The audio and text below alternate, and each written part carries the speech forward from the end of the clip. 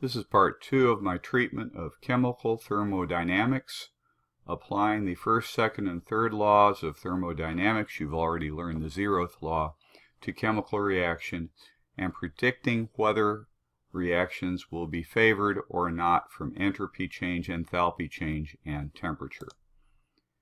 The thermodynamics deals with the study of energy changes that accompany physical and chemical changes in matter.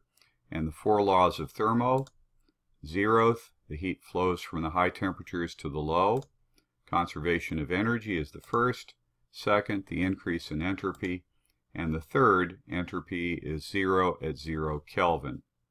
Continuing our presentation, under what circumstances will a chemical change increase entropy? If a reaction produces more moles of gas than it consumes, then the entropy will increase because you've got more possible states of disorder. Look at this reaction.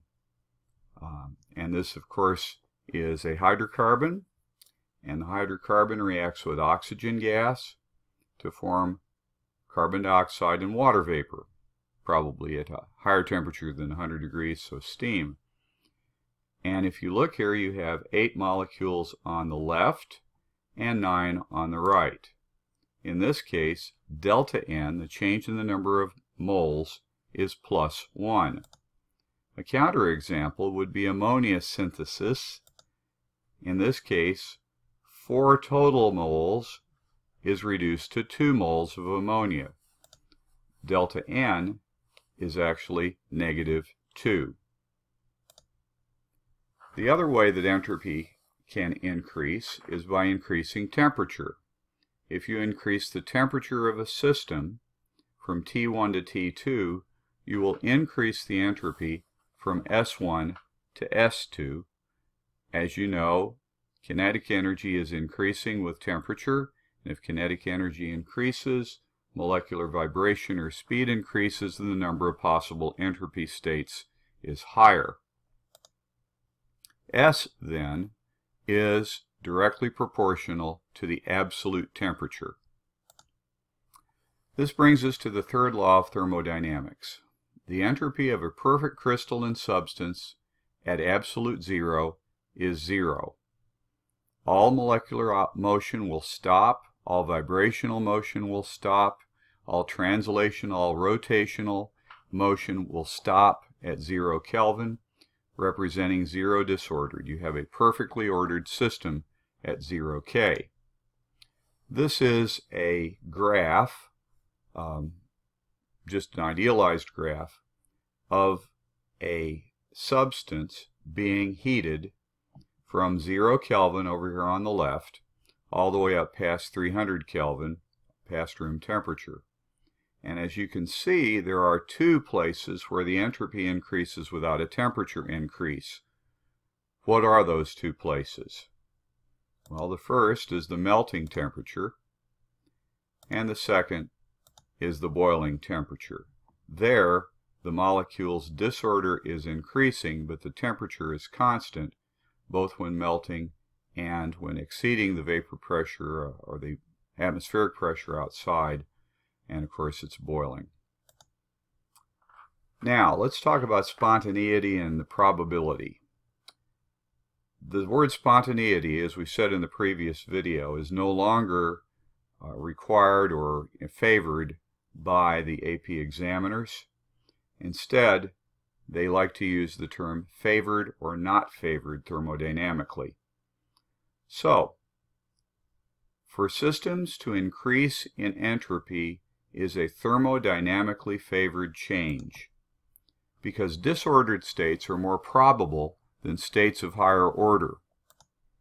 If W is the number of possible arrangements of a system, then our probability theory and physical chemistry laws tell us that the entropy is directly proportional to the natural log of W, the number of possible arrangements of a system.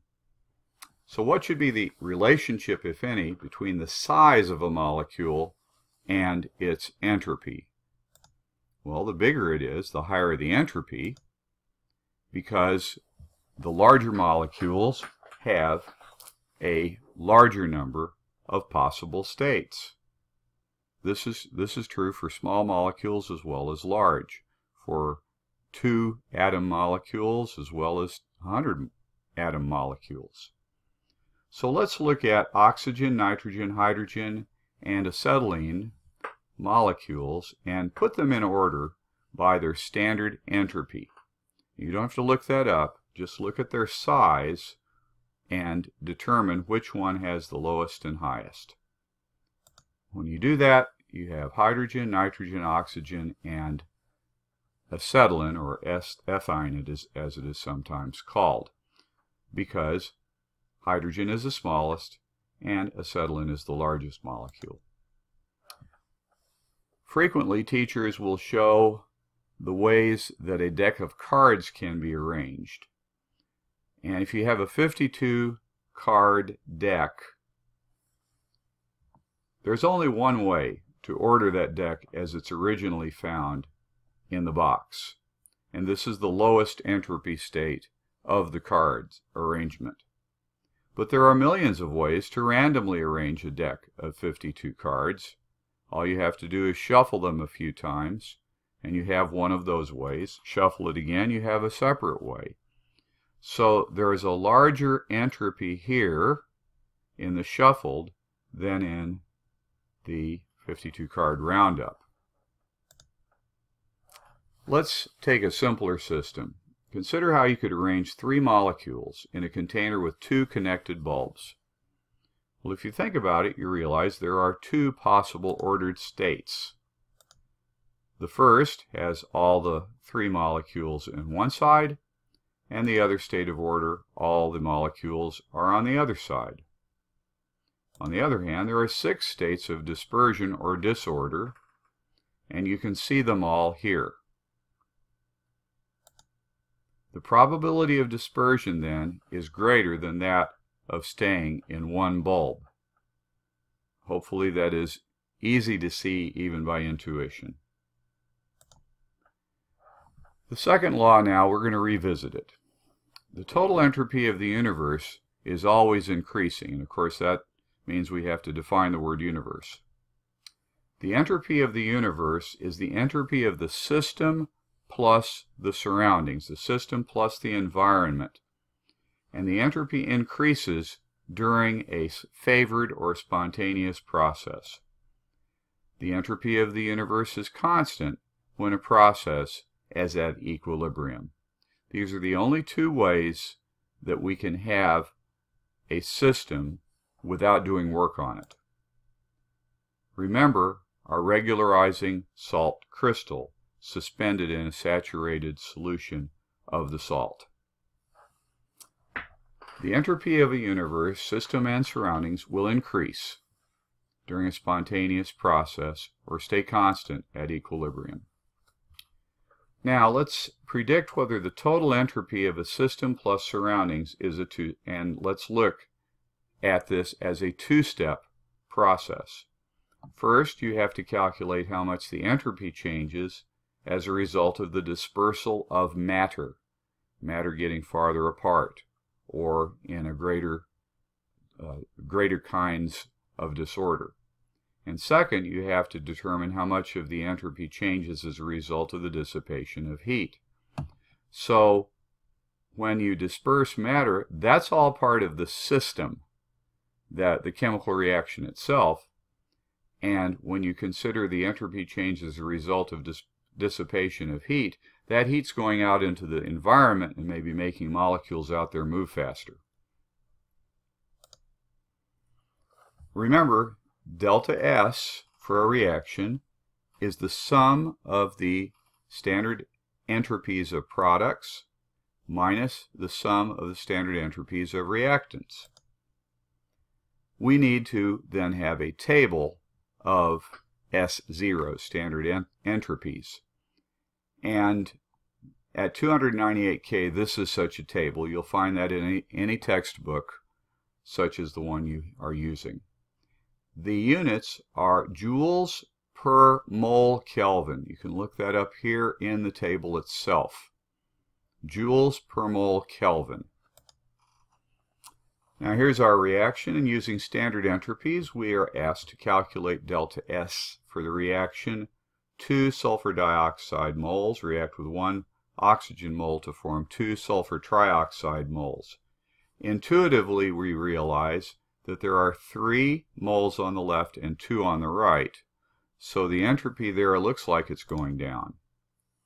Well, let's do the calculations. From the tables, the molar entropy on the left is 248.5 plus 205.0, and on the right is 256.2. We get those from the tables. We then add up the product entropy, which is simply that, 2 times 256.2. We subtract 2 times 248.5, and we subtract 205, and we get an entropy change, standard entropy change, of negative 189.6 joules per mole Kelvin.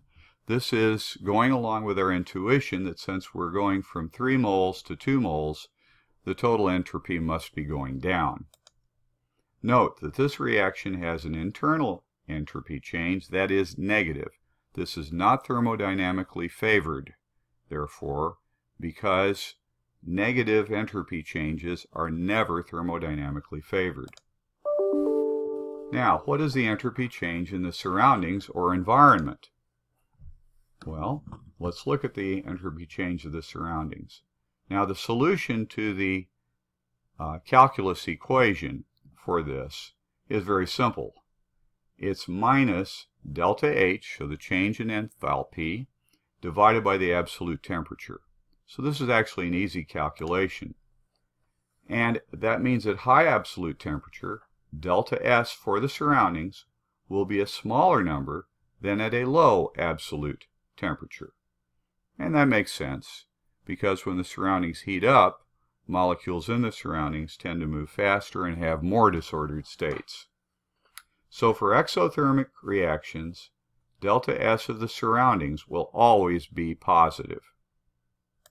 And for endothermic reactions, delta S of the surroundings will always be negative. You can think that through and visualize, and I think that's fairly obvious. So the total entropy change here is the entropy change of the system plus the entropy change of the surroundings. The one on the left is the internal entropy change due to the reaction dispersion, and the one on the right is the external entropy change due to the heating of the surroundings, or cooling of the surroundings. So this is the way we express it.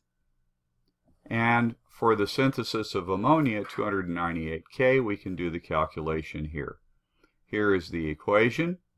Delta S of the reaction, that's the internal entropy change, is negative 199 joules per mole Kelvin. Delta H for the reaction is minus 92.6. You get these from the tables, of course.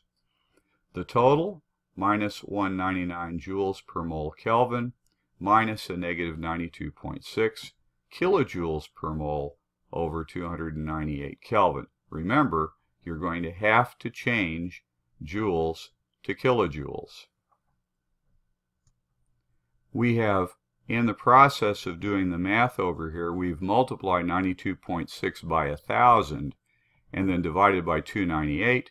And when we add this now positive number to minus 199 joules per mole Kelvin, we get 112 joules per mole Kelvin.